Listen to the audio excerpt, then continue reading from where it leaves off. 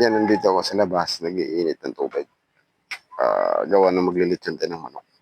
Yung malalaking manok na 45 days. Susubukan natin kung yung laman, kumpara natin dun sa maliit. Pupunta dito sa baba. Tapos dito tayo maglilitsyon siguro. Yung naulan. Itong mga kahoy ko, medyo nabasa nga eh. Siniba ko kanina to. Yan. Pupuntahan natin yung aking alaga.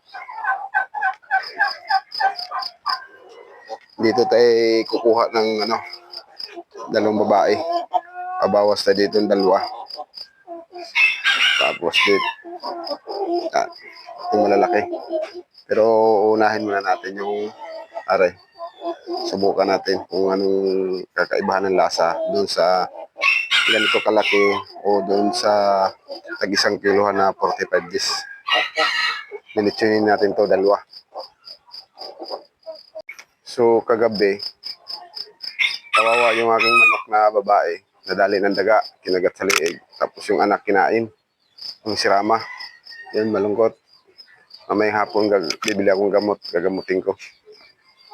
Daga kasi dito, gawa ng malapit lang yung kawayanan dito sa amin.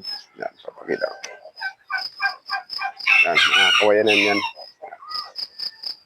Hindi maulan. Mamaya na ako maglinis. Yan, kukuha tayo ng dalawang manok dito. Susubukan natin. Tayo maglilitsyon ngayong umaga. Yan. Mamaya na ako maglinis. Gawa ng diot ko naman ngayon. Wala din akong pasok. Yan.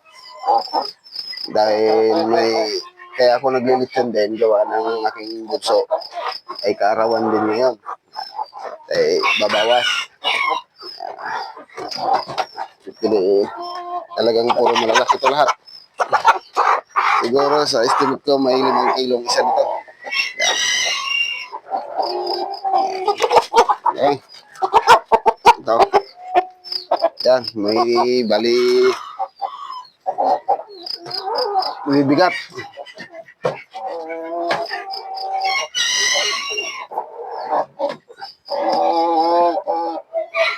So, nagpainit ako ng tubig doon sa taas. Ay sa doon, banda sa taas.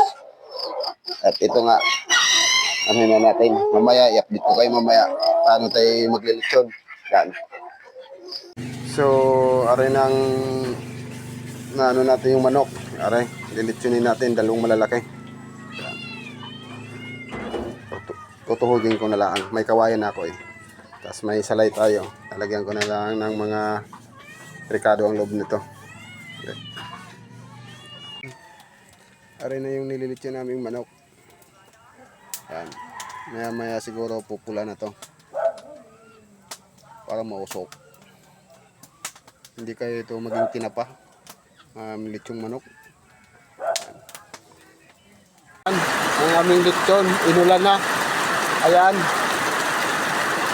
Maluluto pa kaya to. Inulan na kami din eh. Sama ko aking bunso. Huwag lang humangin. Adobong abot sa akin ito pag hindi maluto. Tumigil na yung ulan. Maluluto to. Ayos. Namumula na. Kadami ng salay sa loob eh. Nilagyan ko. Bali, ang isang piraso nito pala ay tinimbang ko kanina. Hindi ko lang napakita ay 4 na kilo ang isa. Ayan. Marami pa dun sa baba. Hindi na lugi sa kakuking nito. Yan, lumakas na naman ng ulan. Pero paluto na to. Yan, kasarap.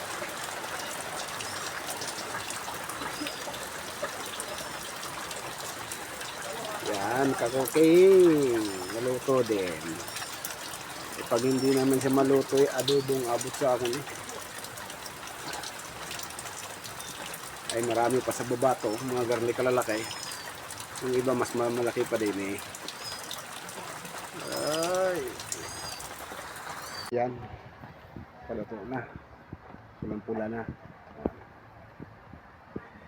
Nakakain na maya maya.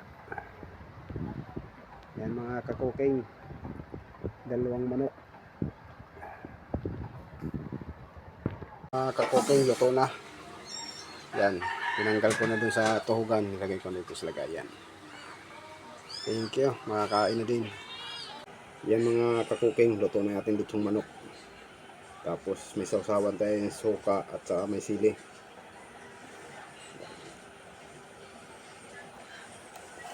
Ito, kala ko matigas ang laman, hindi naman pala. Ayos din. Hindi kagaya ng ibang mga klaseng manok na nakikita natin sa daan na binibinta yung malalaki na makunat. Ito ay hindi. Talagang magandang ano niya, yung kanyang laman. Malambot. Kasi may pangano ko dito sa laman eh. Tinuturukan ko are para pumasok yung laman. Ay, laman. Ano pala, lasa, hindi laman. Talagang sarap pag may alaga. Talagang makakatikim ng ganyan. Kalalaking manok. Okay pa. Hindi kaya ako ma-high blood dito pag naubos ko ito lahat. Sarap. Mga kakuking, kain.